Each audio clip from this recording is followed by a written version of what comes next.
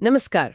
आज हम एक बहुत ही पॉपुलर किताब है जेम्स क्लियर की एटॉमिक हैबिट्स, उसकी एक हिंदी बुक रिव्यू पर थोड़ी गहराई से बात करने वाले हैं। हाँ बिल्कुल, काफी चर्चित किताब है ये। बिल्कुल। तो हमारे पास जो रिव्यू है वो इसके जो मेन आइडियाज हैं, जो सबक हैं, उन्हें काफी अच्छे से सामने रखता है। तो कोशिश यही रहेगी कि इस रिव्यू के जरिए समझें कि ये जो रोज की छोटी छोटी आदतें होती हैं वो कैसे वक्त के साथ बड़े नतीजे दे सकती हैं। हाँ, ये जानना बहुत जरूरी है। और ये भी कि आदतें बनती कैसे हैं, बिगड़ती कैसे हैं, इसके पीछे का साइंस क्या है और हम इसे अपनी लाइफ में, अपने करियर में बेहतरी के लिए कैसे इस्तेमाल कर सकते हैं। सही बात है। अक्सर ये सुनने में आता है कि रोज सिर्फ 1% बेहतर होने से साल के आखिर तक जमीन आसमान का फर्क आ सकता है। क्या ये सच में होता है? हाँ, इसी पर ये किताब फोकस करती है। चलिए इसी पर और बात करते हैं। तो सबसे पहले ये जो रिव्यू है ये किताब के किस बेसिक प्रिंसिपल, किस बुनियादी उसूल पर रोशनी डालता है? देखिए, ये रिव्यू किताब के एक बहुत ही शक्तिशाली सेंट्रल आइडिया को सामने रखता है। जी। वो ये कि छोटी छोटी आदतें, जिन्हें लेखक एटॉमिक हैबिट्स कहता है। Atomic habits. हाँ, परमाणु आदतें। जी। ये असल में वो छोटे छोटे कण हैं जिनसे मिलकर बड़ी कामयाबियां बनती हैं। अच्छा। जैसा रिव्यू में बताया गया है, बात सिर्फ बड़े गोल्स अचीव करने की नहीं है। उससे ज्यादा जरूरी ये समझना है कि हमारी आदतें बनती कैसे हैं, टूटती कैसे हैं। ओके। और सबसे अहम, हम इस नॉलेज का इस्तेमाल करके अपनी जिंदगी में, अपने करियर में पॉजिटिव बदलाव कैसे ला सकते हैं। तो मतलब ये सिर्फ रिजल्ट्स की बात नहीं है? नहीं, बिल्कुल नहीं। यहाँ एक दिलचस्प पहलू ये है कि ये नजरिया कामयाबी को किसी एक बड़े मैजिकल मोमेंट का नतीजा नहीं मानता। अच्छा। हाँ, बल्कि ये इसे छोटे, लगातार उठाए गए कदमों की एक प्रोसेस के तौर पर देखता है। ये एक प्रक्रिया है। हाँ, ये सुनने में काफी अलग है उस सोच से जहां हम अक्सर बड़े लीप्स, बड़ी छलांग लगाने की बात करते हैं। बिल्कुल। तो इसका मतलब ये हुआ कि लगातार छोटे छोटे कदम उठाना वो ज्यादा असरदार है बजाय बड़ी कभी कभार की कोशिशों के। एग्जैक्टली। शायद इसीलिए रिव्यू की पहली और सबसे ज्यादा डिस्कस की जाने वाली सीख भी यही है, छोटे बदलावों का हैरान करने वाला असर। बिल्कुल सही। रिव्यू इसी बात पर काफी जोर देता है। रोजाना सिर्फ 1% का सुधार सुनने में बहुत मामूली लगता है ना? हाँ, लगता तो है। 1% क्या होता है? पर ये बिल्कुल कंपाउंड इंटरेस्ट की तरह काम करता है, जैसे पैसे पर ब्याज जुड़ता जाता है। अच्छा, कंपाउंडिंग इफेक्ट। हाँ, साल भर में ये छोटे छोटे सुधार मिलकर एक बहुत बड़ा, मतलब सच में बहुत बड़ा पॉजिटिव बदलाव ला सकते हैं, लगभग 37 गुना बेहतर। अरे वाह, 37 गुना? हाँ, और इसका उल्टा भी उतना ही सच है। अगर रोज 1% की गिरावट हो तो वो हमें धीरे धीरे लगभग 0 पर पहुंचा सकती है। ओ, ये तो सोचने वाली बात है। ये वो साम ख्याल को चैलेंज करता है कि सफलता रातों रात मिलती है या किसी एक बड़े निर्णायक मोड़ से आती है। हाँ, वो ओवरनाइट सक्सेस वाली बात। बिल्कुल। रिव्यू के मुताबिक हकीकत यह है कि असली और टिकाऊ सफलता उन छोटे, लगभग अदृश्य लेकिन लगातार किए गए प्रयासों का नतीजा है जो वक्त के साथ जमा होते जाते हैं। ये धीरे धीरे बनने वाली प्रक्रिया है, कोई अचानक होने वाला धमाका नहीं। और ये सिर्फ बाहरी नतीजों तक ही सीमित नहीं है ना? मतलब जैसे वजन कम करना या प्रमोशन मिलना। नहीं नहीं। बात शायद इससे और गहरी है। रिव्यू इस बात पर भी ध्यान दिलाता है कि गोल से ज्यादा अपनी आइडेंटिटी, अपनी पहचान बदलना ज्यादा जरूरी है। ये थोड़ा इंटरेस्टिंग है। हाँ, ये बहुत इंटरेस्टिंग है। क्योंकि गोल्स पर ध्यान देना तो बड़ा नेचुरल लगता है। हाँ, और ये एक बहुत ही फंडामेंटल फर्क है जिसे रिव्यू उजागर करता है। हम में से ज्यादातर लोग रिजल्ट बेस्ड गोल सेट करते हैं। जैसे मिसाल के तौर पर, मुझे 10 किलो वजन कम करना है या मुझे प्रोजेक्ट पूरा करना है, ये रिजल्ट है। हाँ, बिल्कुल। लेकिन रिव्यू ये तर्क देता है कि इससे कहीं ज्यादा शक्तिशाली है अपनी पहचान को बदलना।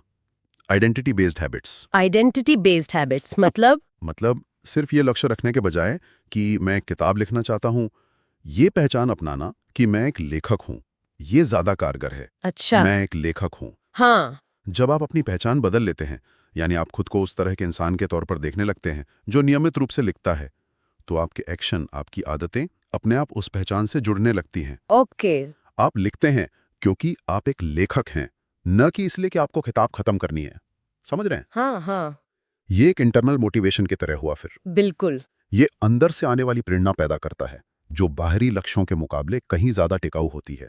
आप वो काम करते हैं जो आपकी पहचान से मेल खाता है। ये तो वाकई एक अलग नजरिया है। मतलब पहले ये तय करें कि हम बनना क्या चाहते हैं, हाँ, और फिर उन आदतों को अपनाएं जो उस पहचान को मजबूत करें। एग्जैक्टली। लेकिन सवाल ये उठता है कि ये आदतें, चाहे वो पहचान से जुड़ी हों या नतीजों से, बनती और टूटती कैसे हैं? क्या रिव्यू इसके पीछे के किसी सिस्टम या तरीके पर रोशनी डालता है? हाँ, बिल्कुल। रिव्यू इस प्रोसेस को समझने के लिए आदत चक्र या हैबिट लूप के मॉडल का जिक्र करता है। Habit loop. हाँ, इसके 4 आसान से दिखने वाले लेकिन बहुत महत्वपूर्ण चरण बताए गए हैं। 4 चरण कौन से? पहला है संकेत, क्यू। ये वो इशारा या ट्रिगर है जो आपके दिमाग को किसी खास व्यवहार को शुरू करने के लिए उकसाता है। ये कुछ भी हो सकता है, समय, जगह, कोई एहसास, कोई दूसरा काम, कुछ भी। Okay, trigger. दूसरा चरण है इच्छा, क्रेविंग। ये उस इनाम की तलब या अंदरूनी चाहत है जो उस व्यवहार से जुड़ी होती है। असल में हम आदत को नहीं चाहते, हम उससे मिलने वाले नतीजे या एहसास को चाहते हैं। क्रेविंग। तीसरा है प्रतिक्रिया, रिस्पॉन्स। ये वो असल आदत या काम है जो आप करते हैं, या आपकी इच्छा पर आपकी प्रतिक्रिया है। एक्शन। हाँ, एक्शन। और चौथा है इनाम, रिवॉर्ड। ये वो फायदा या संतुष्टि है जो आपको उस व्यवहार को दोहराने के लिए प्रेरित करती है। ये दिमाग को सिखाता है कि भाई ये लूप दोबारा चलाने लायक है। अच्छा, संकेत, इच्छा, प्रतिक्रिया, इनाम। Q, craving, response, reward.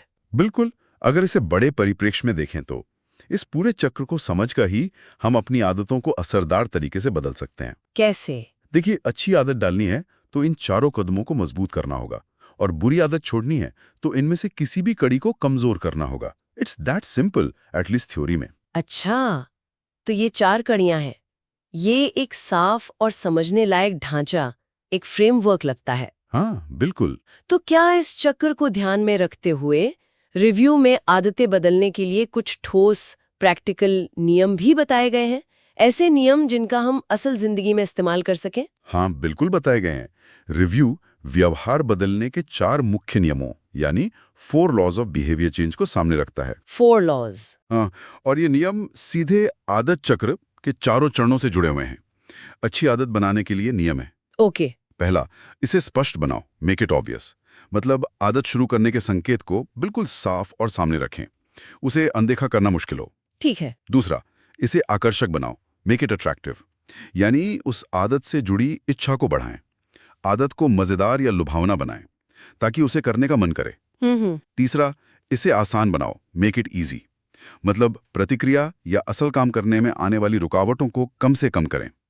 आदत को जितना हो सके उतना सरल बनाएं। ये जरूरी है। और चौथा, इसे संतोषजनक बनाओ, मेक इट सैटिस्फाइंग। यानी आदत पूरी करने के बाद मिलने वाले इनाम को तुरंत और मजेदार बनाएं ताकि दिमाग को लगे कि ये दोबारा करना चाहिए। तुरंत इनाम। हाँ, तुरंत, क्योंकि हमारा दिमाग तुरंत मिलने वाले इनाम को ज्यादा वैल्यू देता है। अच्छा, तो ये 4 नियम हैं अच्छी आदतें बनाने के लिए। और बुरी आदतों के लिए? उनके लिए इन्हीं नियमों को बस उलट देना है। उसे अदृश्य बनाओ, उसे अनाकर्षक बनाओ, उसे मुश्किल बनाओ और उसे असंतोषजनक बनाओ। वाह। ये 4 नियम मिलकर एक बहुत ही प्रैक्टिकल और कारगर फ्रेमवर्क बनाते हैं। इससे कोई भी अपनी आदतों को समझ सकता है और उनमें मनचाहा बदलाव ला सकता है। इसे आसान बनाओ वाला नियम मुझे खास तौर पर काम का लग रहा है। हाँ, वो बहुत प्रैक्टिकल है। कई बार हम नई आदत शुरू करते वक्त जोश में आकर बहुत मुश्किल लक्ष्य रख लेते हैं, जैसे पहले ही दिन 1 घंटा जिम जाना। बिल्कुल, बिल्कुल। और फिर कुछ ही दिनों में हिम्मत हार जाते हैं। होता है अक्सर ऐसा। शायद शुरुआत में उसे बेहद आसान बनाना, जैसे सिर्फ 5 मिनट व्यायाम करना, ज्यादा टिकाऊ हो सकता है। यही किताब का सार है, 2 मिनट रूल। कोई भी आदत 2 मिनट से शुरू करें। अच्छा, इसी से जुड़ा एक सवाल मेरे मन में आ रहा है। हमारा माहौल, मतलब हमारे आसपास की जगह, चीजें, ये सब हमारी आदतों पर कितना असर डालती हैं? क्या रिव्यू पर्यावरण डिजाइन या एनवायरनमेंट डिजाइन के बारे में कुछ बताता है? हाँ, ये बहुत ही महत्वपूर्ण सवाल है और रिव्यू इस पर काफी जोर देता है।